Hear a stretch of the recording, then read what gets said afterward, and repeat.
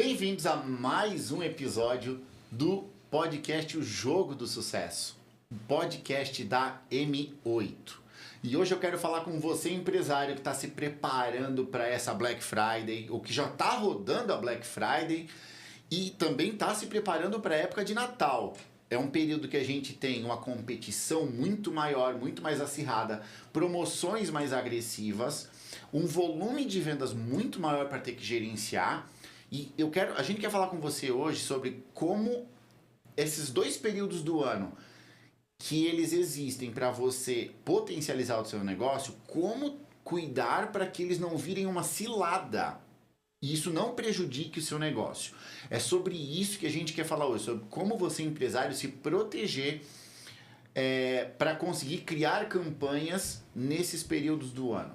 E para a gente estar fazendo esse bate-papo, hoje quem está aqui com a gente é o Neto. O Neto, ele é especialista na parte jurídica.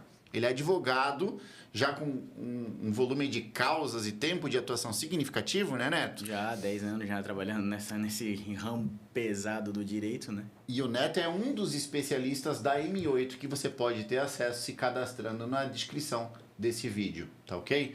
Neto, vamos já começar de cara o nosso tema aqui. Pesado, então.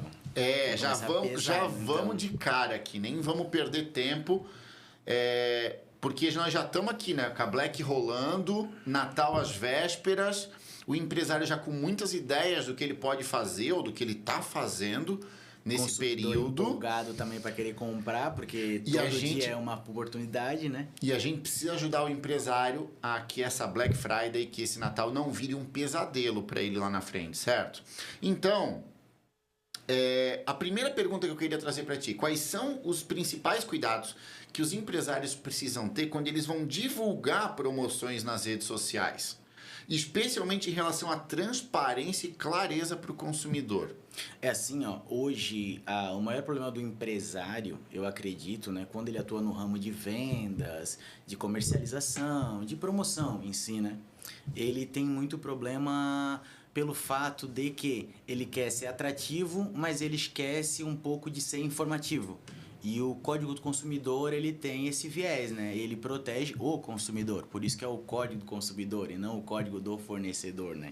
Então, a partir desse momento, o empresário ele tem que pensar assim, eu preciso ter as informações mais claras possíveis para que eu não tenha um possível retorno da mercadoria ou, pior, um prejuízo maior que é uma ação judicial. Então, hoje, assim, as empresas, seja de pequeno, médio ou grande porte, elas devem ter principalmente quem trabalha com e-commerce, né? Deve ser muito claro, porque a partir do momento que tu compra alguma coisa por e-commerce, você não vê o produto, você recebe, utiliza ele, se gostar ou não, e o empresário ele tem que garantir que o produto que foi comprado pelo celular ou pelo computador vai ser o mesmo que você vai receber. Então a informação ela tem que ser específica. Eu vou dar uma promoção de 50%. Hoje, tanto que o Código do Consumidor fala, a oferta ou a promoção que você recebe é o valor que você vai pagar. Então, se o empresário bota na Black que ele vai dar 50% de desconto e o consumidor ele tira print daquilo, pelo Código do Consumidor, ele tem a possibilidade de exigir aquele preço. Então, assim, você tem uma plataforma com 200, 300 produtos, você bota uma Black de 50%. Lá em cima, na tarja, você bota 50%. É 50% para tudo? Então, se o valor lá embaixo na descrição está errado, ou se na passagem há uma diferença de preço, é responsabilidade do fornecedor garantir esse produto. Sob pena de devolução, sob pena de devolução do dinheiro ou, pior, uma ação judicial que pode acabar acarretando um dano moral de 5, 10 mil, dependendo do tribunal. Hoje vai muito da situação e do que chamam do abalo anímico que o consumidor tem, né? Aí eu acho que entra até alguns cuidados de palavras, vê se é isso. Quando eles falam assim, descontos de até 50%, me protege enquanto empresário, não? Isso, se ele for claro. Porque como tu tem 500 produtos no seu know-how de produtos, você tem 500, tá? Todos eles 500, então até 50%. Então então tu sabes que mais de 50% tu não vai ter. Mas também tu vai ter o produto que ele tem 49% e vai ter aquele produto que tem 10%. Não é muito mais claro tu colocar embaixo do produto o risco e o valor específico? Pode botar lá em cima, a Black de 50%, mas lá embaixo vai estar de 299 foi para 199. Então não tem o desconto de 50%, vamos dizer assim. Pode ter menos, pode ter mais, mas deixa esclarecido. Tanto que esse é um dos problemas da rede social hoje. Porque os fake news da vida acham uma empresa, fazem a promoção, o consumidor acha num tráfego pago da vida e quer exigir do fornecedor. Mas se o fornecedor tem uma plataforma que ela é específica, que está ali .com.br bem esclarecido, ele consegue se proteger, até porque a plataforma não é dele. A propaganda pode parecer dele, evidentemente, mas não é dele. Ou seja, em questão de golpes, a empresa não tem responsabilidade, é isso? Se ela provar que a informação dela era específica. Eu tenho um exemplo de uma pessoa que é extremamente famosa aqui em Santa Catarina, todo mundo sabe, porque ele, em redes sociais, ele tem vários perfis. Não são deles, né? Que foram criados da empresa dele, que oferece um iPhone a R$1. Aí você olha assim, um iPhone 15, 16 Pro a R$1 é muito longe de qualquer capacidade, seja 50% que seja. É plausível na Black Friday tu pagar no Brasil 50% em cima do iPhone? Não, porque o dólar ele aumentou, ele não baixou. Então, se na tua plataforma está dizendo que existe um desconto, ele está especificado. Essa outra plataforma, tu vai só mostrar o print e vai mostrar que o endereço eletrônico é diferente. Então, é uma forma de tu se defender. Agora, a partir do momento que tu bota até 50%, e a outra pessoa também coloca até 50%, provavelmente ela tem o consumidor pode dizer que eu desconheço. Porque até então, o código consumidor ele é feito para o consumidor. Então, se o consumidor fala que ele desconhece, é plausível. O fornecedor não pode dizer que desconhece a lei. O fornecedor pode dizer que ele foi enganado, ludibriado. Tá, mas no resumo, eu sou empresário, tenho uma marca na internet e um golpista cria uma cópia do meu site e cria uma Black Friday louca no golpe dele. Eu, empresário, realmente o empresário, tem alguma responsabilidade? Não se comprovar excludente de ilicitude, que é o quê? Eu tenho uma plataforma, as plataformas são parecidas, não são idênticas. A minha forma de venda, ela é informativa, então ela apresenta o produto e apresenta o valor embaixo com o desconto. Então daí eu posso dizer que não foi um pagamento putativo, porque hoje existe pagamento putativo. Eu recebo um boleto fraude, pago. E ele é igual, ele é idêntico ao original. Eu posso ir lá reclamar com a pessoa que encaminhou o boleto. Pode ser o credor ou não. Por ser falso, não é a pessoa que eu estava devendo. Mas se ele é perfeito, idêntico, e ele é enviado e feito da mesma forma que o principal, que é a pessoa que é meu fornecedor mesmo, que eu devo para ele, eu posso deixar de receber esse dinheiro. Eu posso acabar tendo que responder e não recebendo pelo produto que ele automaticamente pagou. Aí no final, o empresário, se não tomar esses cuidados, ele vai ter que enviar o produto que o cliente comprou do golpista. E pelo preço que o golpista pagou. Que o golpista vendeu. Perdão, que o golpista vendeu. Pelo simples fato de que a informação é rasa. E nesse contexto, Neto, aqueles termos e condições do site não ajuda a gente a se proteger? Nessa parte é muito subliminar, né? Porque termos e condições são coisas que todo consumidor não olha. O consumidor ele vai lá embaixo e diz que aceita os termos. Eu nunca li um contrato desse.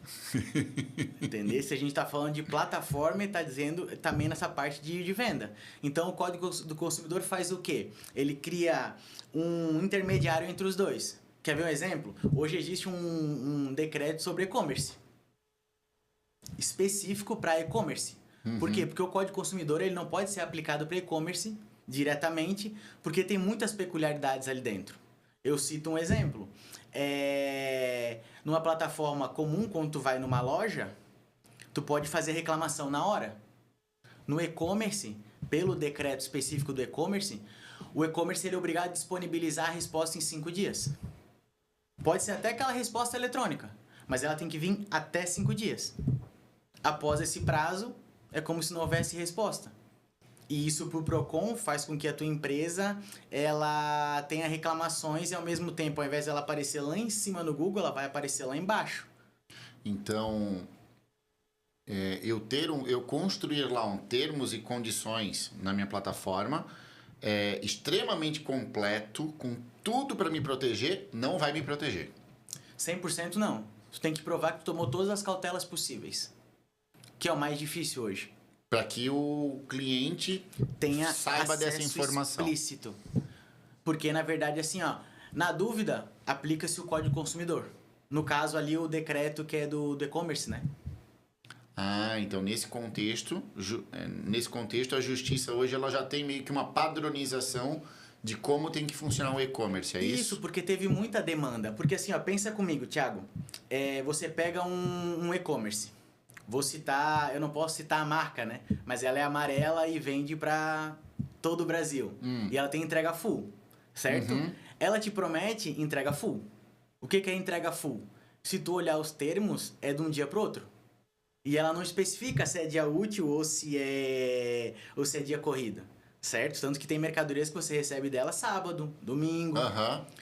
Aí o que aconteceu? Ele é muito descentralizado, o centro de distribuição dele. Não existe só como era antigamente São Paulo, Rio de Janeiro. Aí ele fez o quê? Terceirizou. Vamos botar o Thiago para fazer entrega porque ele mora em Itapema. E o centro de distribuição dessa mercadoria eu consigo ter aqui em Balneário. Ao mesmo tempo, o e-commerce fez o quê? Tu tem até 7 dias para poder fazer uma reclamação. Se chegar na tua casa uma mercadoria desse serviço e no 8º dia tu fizer uma reclamação, eles não são obrigados a receber. Só que até o 7º dia eles são obrigados a receber. Certo? Só que aí, e se tiver um vício? O produto saiu perfeito do centro de distribuição. Quando chegou na tua casa, quebrado. Tu olha assim, mas em 7 dias eu consigo ver isso. Aí o Código do Consumidor conseguiu abranger isso. Só que a reclamação não, tem muita reclamação que a pessoa deixa para ir na loja 1 mês depois. Só que pela legislação do e-commerce é o quê? Tu tem uma plataforma. Tá dizendo que qualquer coisa que você precisar, a plataforma está disponível. Tanto que o decreto do e-commerce fala que a pessoa que faz e-commerce, ela é obrigada a ter uma plataforma de resposta em até 5 dias e que seja a mesma plataforma que tu comprou a mercadoria. Então, assim, se tu disser, não, vai no portal ou no consumidor.gov ou no Reclame Aqui. Isso eu posso reclamar. Porque o decreto fala, a plataforma que vendeu, ela tem que ter um Reclame Aqui. No site reclameaqui.com.br? Ela tem que ter um Reclame Aqui, vamos dizer assim. Não um Reclame Aqui, mas... não precisa ser no reclameaqui.com.br. Isso. Mas ele tem que ter uma área no portal dele, na página dele, para dar essa abertura para o cliente fazer reclamação. E mais, tu tem que responder por ela. E se eu não tiver? Se tu não tiver, é uma infração ao Código do Consumidor, no caso, o decreto relativo ao e-commerce. Porque é uma regra. Por isso que eu falo assim, informação para o consumidor também é uma regra. Não quer dizer que ela é estrita. Ela pode ser mais abrangente. Só que é uma regra básica. Tá, e nesse contexto todo, a gente tá falando a gente tá tentando focar aqui isso que você tá falando vale para qualquer época do ano, né? Para qualquer época. Mas a gente agora tá numa época de Black Friday, de Natal, que o volume de vendas aumenta muito. Sim. Então, estatisticamente, vai aumentar o volume de reclamações, vai aumentar o volume de problemas que eu vou ter relacionados a essas vendas. Muito relacionado à insatisfação do cliente. Sim. Como que eu posso fazer para proteger um pouco a minha empresa ou para preparar ela um pouco para esse volume? Na minha concepção é terceirizar. Porque assim... Terceirizar o que tu diz? Terceirizar o teu portal de reclamações. Terceirizar o portal de reclamações. Até porque você pensa assim, você tem só um mês em que você pode estar vendendo mais que o ano todo, se você quiser. Então assim, poxa, se você já está se preparando para esse mês, por que não aumentar a prestação de serviço só para esse mês, em questão de reclamações? Até porque se tu pensar assim, aquela reclamação que vem no mês de... A gente está em novembro, né? Que seria o Black Friday em novembro. Isso dali pro Procon, pro Reclame Aqui, ela vai constar para sempre. Até começarem a vir positividades ou pessoas dizendo que não, o serviço dele é essencial, ele presta um serviço excelente, ele entrega no prazo, demora. Se tu olhar no Reclame Aqui, vai ter muito mais gente reclamando do que gente elogiando. Uhum. E aquilo ali conta. As pessoas falam que é tipo o score do Serasa, sabe? Em que quanto mais reclamação, baixa o score, quanto mais elogio, sobe. Só que tu percebesse que quando tu recebe uma mercadoria, tu nunca fala sobre ela, tu nunca vai lá dizer como ela é boa, como a entrega foi perfeita. A gente só vai pra reclamar, A gente né? só vai pra reclamar, porque tu pensa assim, ó, pra que eu vou lá elogiar uma mercadoria se eu paguei por ela? Agora, pra reclamar, a primeira coisa que tu faz é assim, ó, não recebi em 7 dias. Quer ver outro exemplo do Black Friday que, assim, eu acredito que isso deve acontecer? Desculpa te cortar, mas sabe o que tu me fez lembrar? Tipo assim, eu fui comprar um produto agora, essa semana. Uhum. E eu fui olhar... Nem fui no Reclame Aqui, eu fui nos comentários. Eu pensei o seguinte, eu vou no Instagram, vou abrir a última publicação, vou ver se a galera tá reclamando. Uhum. As pessoas estavam reclamando por algo que não era responsabilidade da empresa, era do correio. O Isso. correio atrasou e a Isso. pessoa reclamou em cima da empresa. Isso. Como fica essa questão? Porque se eu estou terceirizando o envio, mas eu prometi para o meu cliente que ia chegar em 10 dias, o correio atrasou. Como fica isso? É porque assim, ó, quando tu... Provavelmente, a maioria das empresas que terceirizam pelo correio, elas botam o prazo maior, elas estendem o prazo. Tanto que o teu direito de reclamar quando tu compra alguma coisa pela internet é 7 dias após o recebimento. Em Tá, até mas 7 chegou dias. atrasado.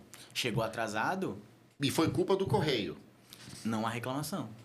Eu, empresário, consigo me isentar dessa responsabilidade de ter prometido um prazo e argumentado tipo assim, não, eu cumpri, eu enviei logo, né? Em 24 horas eu enviei. Foi o Correios que atrasou. Eu posso dizer, ó, não é comigo, é com o Correio.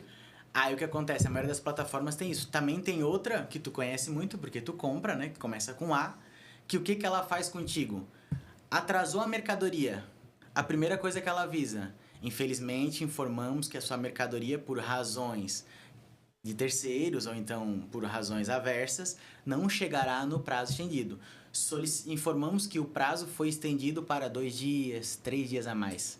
Essa empresa, ela era, vamos dizer assim, percussora em atendimento de prontidão, entrega em prontidão. E isso isenta ela. Isenta, porque ela teve aviso prévio, pelo menos. Tá, e quando a gente fala, por exemplo, porque a gente tá falando muito aqui também em época festiva, Natal. Sim. As pessoas estão comprando, esperando receber antes do Natal para dar de presente. Sim. E se, vamos supor que ocorre essa situação de atrasar, o volume muito grande, o correio não dá conta, ou a empresa, isso chega depois do Natal. Pode ser 2 dias atrasado só. Foi comunicado tudo, mas aqui eu tenho teoricamente, eu teria um prejuízo para o cliente no contexto de eu ferir uma data importante. Uma promessa. Não é nem a promessa, mas uma data importante. Uhum. O cliente pode vir alegar que ele teve o Natal dele prejudicado em família porque ele não teve o presente para dar para o filho, por exemplo. Assim, Cabe alguma coisa desse tipo ou não? Sim, na minha concepção, como advogado, falo com 10 anos atuando na área, né? Uhum. O dano moral, eu não quero falar uma palavra esdrúxula, né? Mas o dano moral, ele foi muito utilizado. Explorado, abusado. Então, às vezes tu pega uma situação dessa em que tu fala assim, meu filho ele ia receber um carrinho que ele sonhava até o dia do Natal. Infelizmente veio depois. Mas uma pergunta. Qual é teu abalo? Aí tu vai me dizer assim, não, mas é porque para configurar o dano moral tem que ter 3 requisitos. Que é dano, nexo de causalidade, que ele fala entre o que aconteceu e a situação, e um abalo. Então ela tem que fugir. Vamos dizer assim, eu posso te dar um exemplo. O teu filho não recebeu o presente de Natal, certo? Uhum. Ele se sentiu mal por isso. Mas ele depois recebeu esse presente. Da mesma forma. Normalmente o empresário faz o quê? Quando acontece um negócio desse, que a pessoa vai primeiro reclamar no portal, né? Ele fala assim, eu te devolvo o presente, ou te devolvo o dinheiro. É muito mais fácil. Porque uma ação por dano moral pode até ocorrer, porque hoje o judiciário é muito volátil. Então tu não consegue deixar uma decisão perfeita. Tá, então... Vai ter comarcas que pode acontecer um dano moral. Mas vai ter comarcas que, no máximo, que vai acontecer é restituir a mercadoria e o dinheiro que tu gastou. Então aquela farra de todo mundo ganhando dano moral do passado acabou. Acabou. Não tá mais ganhando como ganhava. Sim. Mas mesmo assim, pelo que eu tô entendendo aqui, pode ser interessante o empresário dar esse bônus de ressarcir o dinheiro ou de dar um bônus na próxima compra, um cashback. Ainda assim, talvez compense ele fazer essa compensação para evitar talvez um custo jurídico. Sim. Ele pode até ganhar, mas Sim. ele vai ter o custo jurídico. Então, Sim. pode fazer sentido ele dar essa bonificação Sim. de compensação para evitar um custo jurídico que ele teria. Sim. Vale muito mais a pena. Quer ver um exemplo? Ah. A gente tá na Black, né? Sim. Quando é que encerra a Black? Teoricamente, dia 30 de novembro. Dia 30 de novembro, certo? Então, até dia 30 de novembro, tu vai comprar dentro da Black. Uhum. E se tu comprar dia 30 de novembro, uma televisão por R$1.000, certo? Ela chegou no dia 7 de dezembro. Vamos colocar 7 dias corridos, Tá. né? Que seja entrega full. No dia 30 de novembro, né? Então, você receberia no dia 1º de dezembro. Tá. Dia 1º de dezembro, tu recebeu a televisão, tu falou, cara, não era o que eu queria. Quero de volta. Aí, tu vai mandar pra mim, sou teu fornecedor, tu vai dizer assim, Neto, essa televisão, ela não satisfaz minha necessidade. Eu quero uma televisão diferente. Sabe qual é a restituição que eu vou te dar? O valor que eu paguei. O valor que tu pagou. Não o valor que a TV está sendo vendida naquele dia. O valor no caso, o valor que tu pagou. A TV que está sendo vendida naquele Se dia. depois da Black ela aumentou o preço, eu não vou Tipo, ganhar o de valor que ela 2,5 tu vale vai me ali pedir agora. uma televisão de 5. Entendeu? Você vai me pedir uma televisão de 5 porque ela tava 2,5 até dia 30. Mas ela chegou na tua casa, ela voltou ao preço de 5. Entendi. Até porque o teu direito a arrependimento é o teu ressarcimento. Entendi. Ô Neto, e mudando de assunto aqui, LGPD, rede social. É um momento em Esse que assunto eu gosto. é um momento em que o marketing para venda ele se torna muito agressivo. O tráfego pago fica caríssimo em novembro. Quais são os cuidados que os empresários precisam ter e quais são os riscos que eles correm se eles não se proteger para respeitar a LGPD?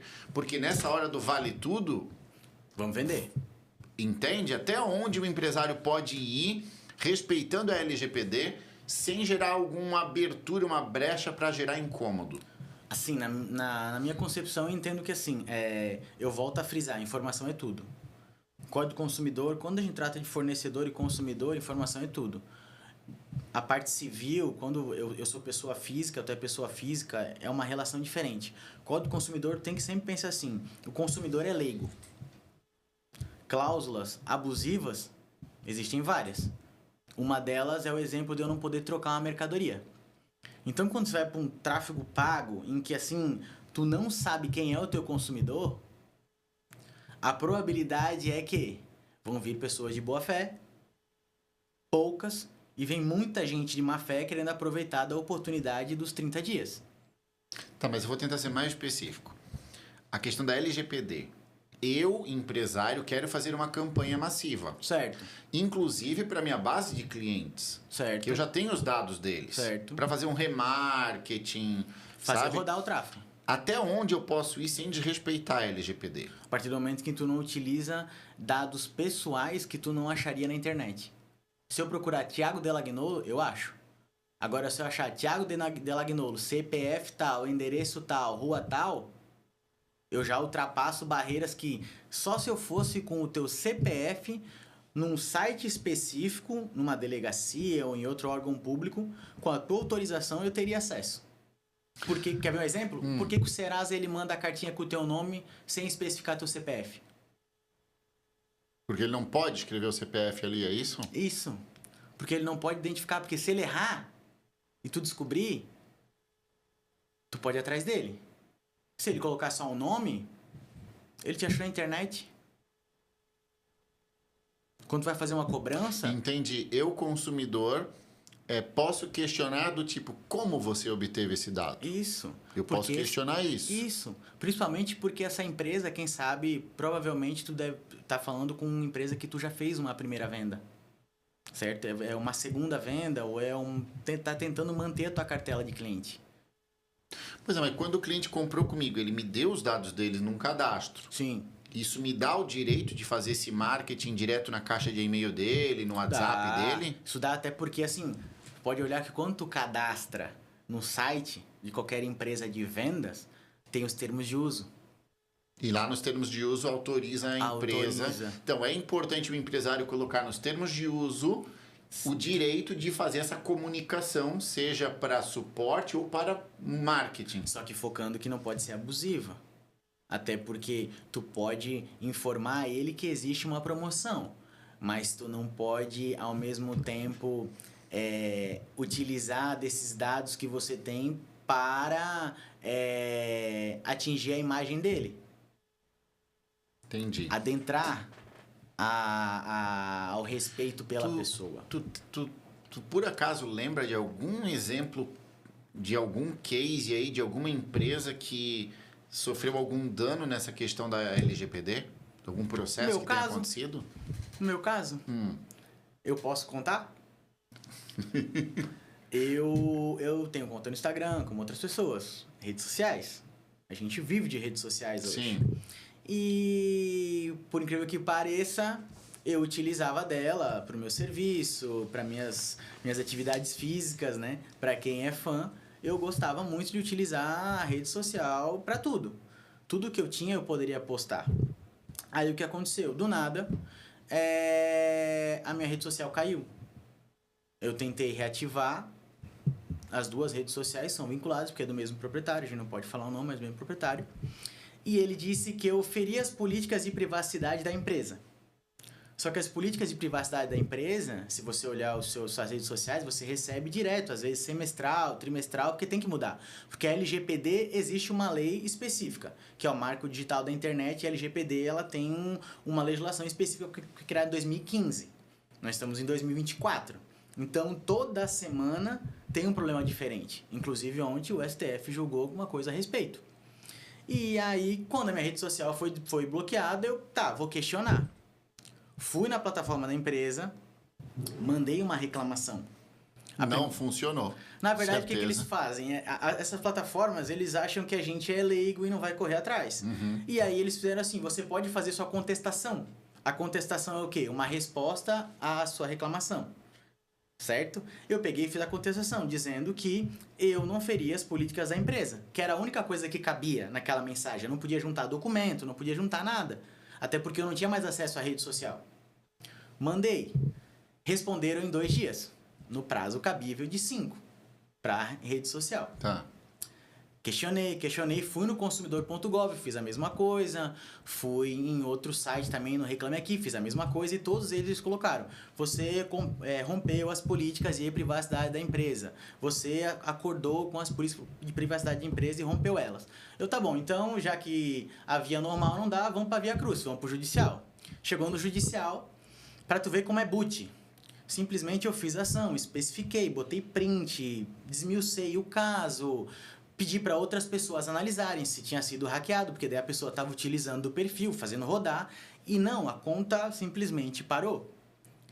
Aí veio a plataforma em contrapartida e falou assim, olha, você corrompeu as políticas de privacidade, você utilizou de imagem sexual infantil. Rompeu as políticas. Então, assim, eles disseram que eu cometi um crime, porque pelo Estatuto da Criança e Adolescente e até pelo Código Penal, eu estava utilizando de abuso de imagem infantil. E assim, até então não tinha nenhuma prova, porque não tinha nenhum documento ali, não tinha nada. Eu prometo a vocês que eu nunca fiz nada, né? E aí, eu peguei e falei assim, tá bom, então vamos ver. Como é Código do Consumidor, que foi a ação que eu fiz, eu pedi para inverter o ônus da prova. Eles que provem que eu corrompi. Porque eu não tinha acesso à rede social.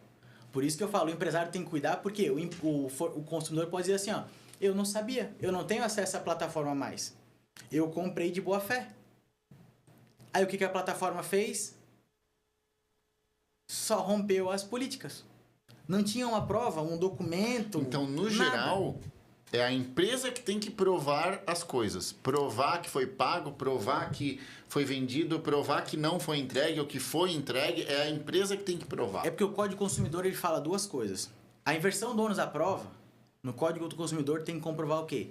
hipossuficiência e tem mais um requisito, se eu não me engano, é impossibilidade de criar prova. É como se fosse isso. Tem que provar que tu não tem condições e ao mesmo tempo que tu não tem acesso mais à prova. E aí o que acontece? Eu não tinha plataforma, certo? E ao mesmo tempo, frente à plataforma da rede social, eu sou muito fraco, porque ela é bilionária e eu sou uma pessoa simples. Só que o maior problema era o quê? Segundo a lei do marco digital, a empresa, seja qual for, até você empresário, o louro, né? O ouro, como diria. Você tem que guardar o material por 6 meses. Então, eles teriam que guardar nome, CPF, o que eu mexi, quais foram os perfis que eu acessei, quais foram os dados que eu utilizei, fotos, documentos, meu pessoal, verificação. Por isso que eles pedem verificação em 2 fatores, para dizer que realmente é você. E eles não guardaram isso. Durante 6 meses, a hora que eu usava essa plataforma por uns 5 anos já. Eles não conseguiram guardar meus dados por 6 meses. E derrubaram. Só que a prova era deles, de comprovar que realmente fui eu que cometi aquele crime. Entrei judicial, ganhei. A plataforma, eles pediram para religar, para tu ver como assim, ó, como o fornecedor, quando ele peca pelo excesso. Eu quero ter muita gente usando do meu serviço. Eu quero ter muita gente sendo meu colaborador, trabalhando comigo. E ele esquece do básico, que é guardar os dados, ter um banco de dados, ter informações claras. Então, no direito do consumidor, o ônus da prova é da empresa. Possivelmente é do fornecedor. A empresa, no geral, que vai ter que explicar. A não ser que tu prove ter a prova. A não ser que tu prove que assim, ó, que tu teria isso em mãos de qualquer forma. Vamos dizer, um pagamento. Eu paguei aquela mercadoria. Eu vou dizer, não, Thiago, se tu pagou, tu tem um comprovante. Seja online. Não tem como tu não ter, né? Não tem como tu não ter. Então, tu não pode me pedir um ressarcimento de uma coisa que tu não pagou. Sim. Entendesse? Ô, Neto, e direito de arrependimento?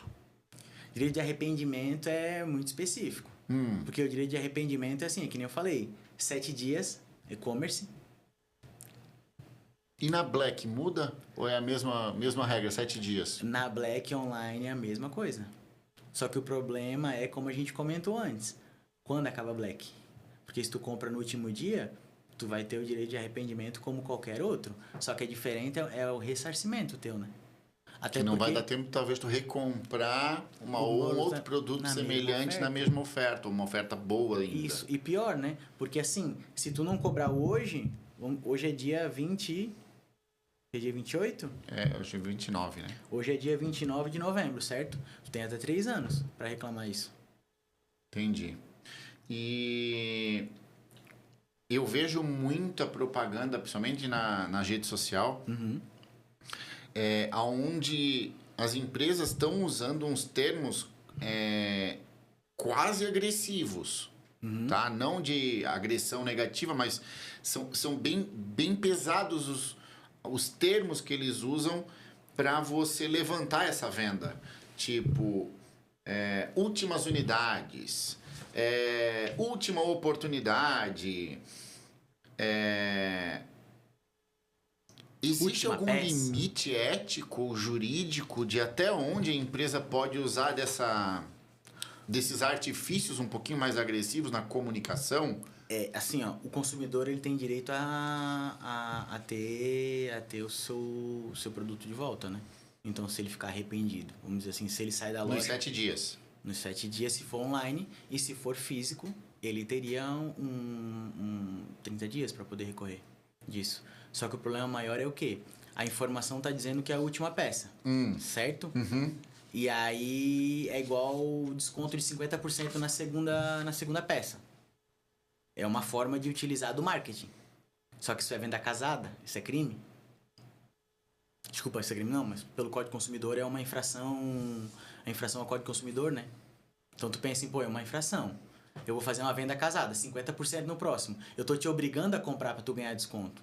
Eu não tô te dando livre-arbítrio.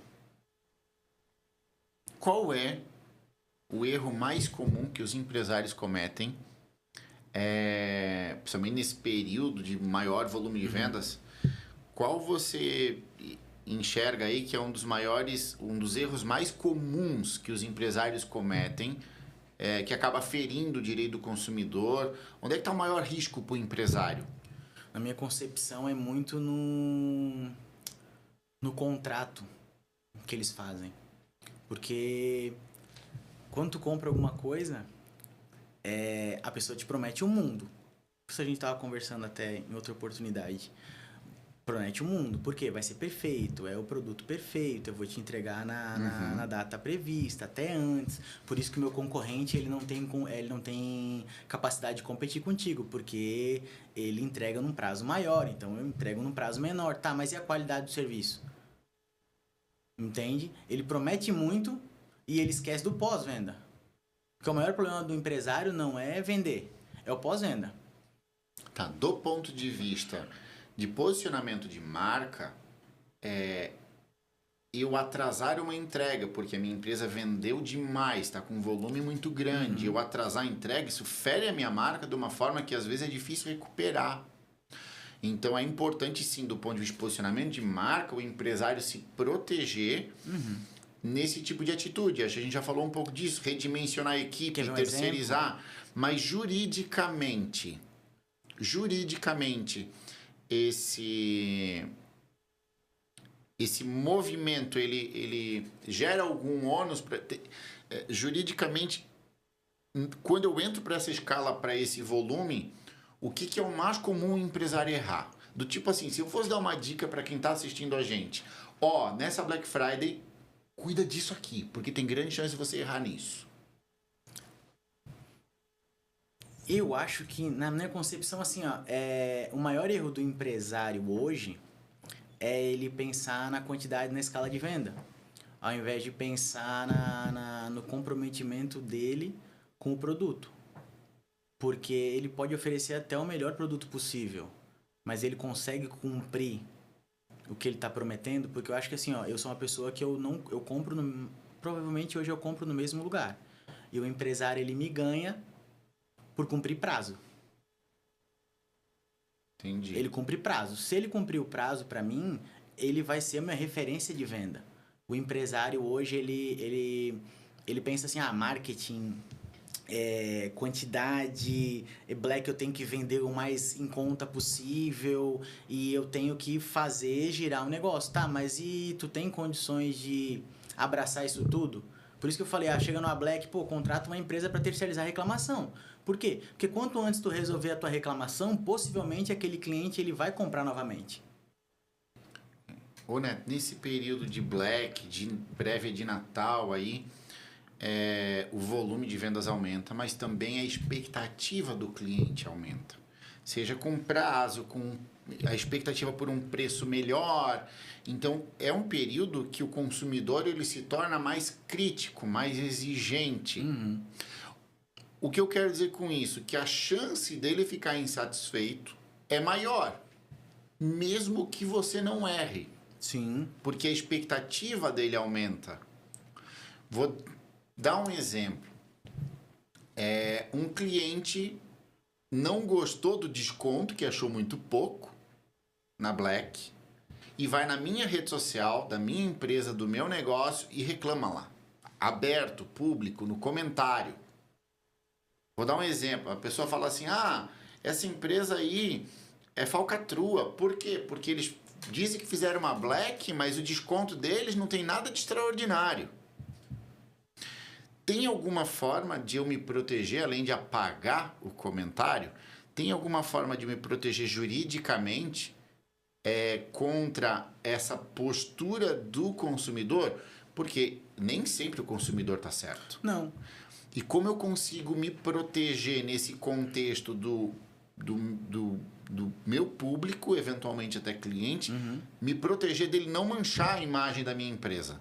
Até ontem o STF estava jogando uma coisa sobre esse gênero, né? Sobre a possibilidade e viabilidade não só de derrubar uma rede social da pessoa que está, vamos dizer, te difamando, ou te caluniando, ou até te injuriando, né? Via online.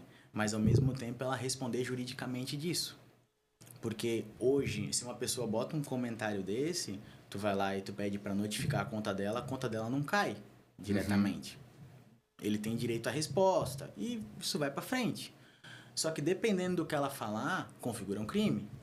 Hoje tu pode fazer um boletim de ocorrência, tu pode levar isso pra frente via crucis mesmo, que a gente chama, que é o criminal ou até mesmo o civil, pedindo indenização por dano moral. Acontece, então, de empresas abrirem processo contra pessoas físicas, porque a pessoa física gerou um dano para a marca? A empresa, se ela é de pequeno porte, ela até pensa em fazer isso porque vê como uma viabilidade de conseguir um dinheiro extra, vamos dizer assim. Agora, empresa de grande porte, ela não dá muito aso para isso. A não ser que seja assim, ó, seja escancarado um blogueiro da vida que tem milhões de seguidores e que vão fazer a venda aí por água abaixo. Eu, como advogado, acredito que assim, ó, a partir do momento que tu manchou a imagem de uma empresa, tu causou um abalo anímico que ultrapassa, por isso que eu tava falando, o dano moral é o quê? Tem que ultrapassar o permitido, que é o quê? Pô, Thiago, eu tô falando uma coisa aqui pra ti, certo? Mas a partir do momento em que eu falo e isso suja a tua imagem perante várias pessoas, que isso faz com que tu, que nem assim, ó, tu vai ter que comprovar o quê? Tô perdendo venda. Meu classificado, que nem eu falei, teu score junto ao consumidor.gov e afins está lá embaixo. A mensagem não é verdadeira, que é a primeira coisa. Que é tu dizer assim, não, eu entreguei, ele não ficou insatisfeito, mas o produto foi ele que escolheu. Ele foi até a plataforma, comprou, recebeu, ele não fez nenhuma reclamação com relação ao tipo de produto ou a qualidade do produto, e mesmo assim ele tá me difamando, aí eu procuraria a justiça. Só que essas empresas de grande porte, elas têm muito acesso ao Facebook, ao Instagram, então tu consegue derrubar uma conta. E às vezes tu nem dá aso pra isso porque tu pensa que não vale a pena. Porque aquela pessoa que tá ali reclamando, ela não tem pra te pagar o dano moral. Ela não tem pra comprar televisão no Black. Imagina pra te pagar um dano moral. Tá. Ô, Neto, e como a gente pode adaptar tudo isso para a realidade do comércio físico? Do comércio físico, hoje assim... Um período de Black, mas pro lojista ou pro prestador de serviço que ele vende fisicamente, né? O produto, o serviço, ele tem um ponto comercial. O cliente chega até ali. Vamos tirar um pouquinho o digital agora. Vamos presencial. Existe algum cuidado que você consiga recordar agora que seja importante para o empresário de porta, né? Físico, nesse período de Black, de Natal? Na minha concepção, assim, primeira coisa, a pessoa entrou na tua empresa, entrou no teu comércio, né? Ah, quero comprar uma televisão. Vamos botar um exemplo de uma televisão, que é um produto um pouco mais caro. Tá, teu funcionário tá pronto para vender ela. Especificar, ó, é uma televisão de Black. A garantia, a primeira coisa que as pessoas acham que a garantia é 30 dias ou 90 e oferece garantia estendida. Não, tu tem 3 meses de garantia, mais a garantia do produto. Então, assim, às vezes o consumidor, o fornecedor chega e fala assim, não, você tem que comprar uma garantia nossa, porque a sua vai expirar daqui a 30 dias. Se tu pega um consumidor que ele é esperto, ele fala, não, eu tenho 3 meses e mais a minha garantia. Então, o seu funcionário ele tem que estar muito bem informado e, ao mesmo tempo, pronto para isso, para prestar um serviço desse. Ah, o produto. Tá, primeira coisa. O produto é de primeira linha? Ele é novo? É. Então, o senhor tem direito à troca. Por mais que seja o último, o senhor tem direito à troca ou o dinheiro de volta. Ah, vou vender em bazar. Black Friday, vamos fazer bazar. Tá. As pessoas colocam normalmente lá, ah, última peça. Não aceitamos troca. Por quê? Se eu tenho direito. Agora, se eu coloco assim, peças de segunda linha, bazar, não há trocas. É possível. Por que o peças de segunda linha... Porque tu tá explicando o motivo de não ter troca. A peça de primeira linha... Ah, isso aí é uma informação importante, então. Se eu, empresário, não disser o motivo de eu estar limitando um benefício que o direito do consumidor garante, se eu não explicar o motivo... É abusivo. Mas se eu explicar e for um motivo plausível tudo bem, é isso? Isso, até porque assim, ó, pensa comigo, se é uma peça de segunda linha, tu já tá comprando ela mais barata, ela já não é o preço comum. Argumento, por exemplo assim, o argumento do empresário de não tem direito à troca porque tá na promoção, não vale. Não, porque o consumidor tem direito. Tem muito empresário que faz isso. Mas muito, principalmente de comércio físico. Isso. Você não tem direito à troca porque era peça de promoção. Se tu for brigar, tu tem direito à troca. A insatisfação tua é um motivo de troca. E outra coisa, a gente já está quase no finalzinho aqui desse bate-papo, mas eu queria saber isso. Quando eu falo no comércio físico, presencial, eu gero menos provas de algum acordo, de uma fala, de um vendedor. Sim. Como isso se comporta? Porque na internet hoje em dia tu tem print de tudo, documenta tudo. Como isso se comporta no momento em que eu tô no físico e eu não... Tipo, foi uma conversa com o vendedor. Ele me falou que a TV tinha aquela função. Chegou em casa, não achei essa função. Fico disse pelo não disse? Fico disse pelo não disse, mas o maior problema é o que eu levo na loja. Eu falo, ó, eu tô insatisfeito. Tá no prazo teu de arrependimento. Vamos dizer assim, teu prazo de arrependimento ainda tá valendo. Produto durável, produto não durável. Certo. Entreguei, devolvi a televisão. Falei, Thiago, não tô satisfeito com essa televisão lá em casa. Quero devolver ela. Então, nesse contexto, o que vale é o período de devolução ali, que são os 7 dias, é isso? Isso. Os 30, no caso, né? Que é produto durável e não durável, né? Porque aqui, ó, eu até anotei o artigo, que daí fala que a garantia contratual é complementar à garantia legal. Produtos não duráveis têm garantia de 30 dias. Produtos duráveis têm garantia de 30. Duráveis é tipo geladeira, televisor, entendesse? Não, mas tô falando de garantia. Eu tô falando do arrependimento. O arrependimento também. O arrependimento é 7 dias. Sim. No online. Sim. No físico, 7 também? Ah, agora me te pegasse. Peguei. Agora me pegasse, que eu não lembro de cabeça. Mas, nessa questão ali de, eu comprei uma TV, o vendedor me falou que tinha tal função e eu vi que não tem. O que vai reger, no caso, porque eu não tenho prova, né? Foi presencial. O que vai determinar é se eu manifestei a minha insatisfação dentro do período de arrependimento, é isso? Passou o período de arrependimento... Não. Daria para eu dizer que a justiça vai entender que, Thiago, você consumidor teve 7 dias, por exemplo, para testar o produto. Se tu não reclamou até então de uma função que tu dissesse que era importante, é porque tá satisfeito. Isso. É isso? Isso. Principalmente porque, assim, ó, a troca que a gente fala, a satisfação, tu chegou em casa, a televisão, tu ligou, ela não teve nenhum problema que estava escondido. Sim. Então, tu teve acesso a tudo, até quando tu comprou, quando tu levou para casa. Agora, se for uma coisa que tá estragada nela, que daí dá um problema futuro... Aí é garantia, né? Não, e até mesmo assim, é um vício que a gente chama que é um vício oculto. Tu não sabia? Entendi. Aí a loja pode te dar 2 oportunidades, né? Ou ela conserta em 30, ou então ela te dá um produto ou dinheiro. Show. Neto, pra gente ir encerrando, quer fazer alguma fala final para quem tá assistindo a gente? Pro empresário que tá aí na loucura agora de finalzinho de Black Friday, início de movimento de Natal? Assim, na minha humilde opinião, né? Eu acho que o empresário, assim, ele tem momentos, né? Só que ele não pode esquecer que hoje tudo é documentado. Então, o problema de ser tudo documentado é que nem o Thiago comentou.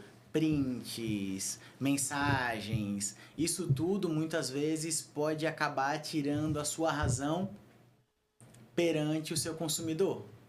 E para tu fazer o teu nome no mercado hoje é demorado, é gradativo.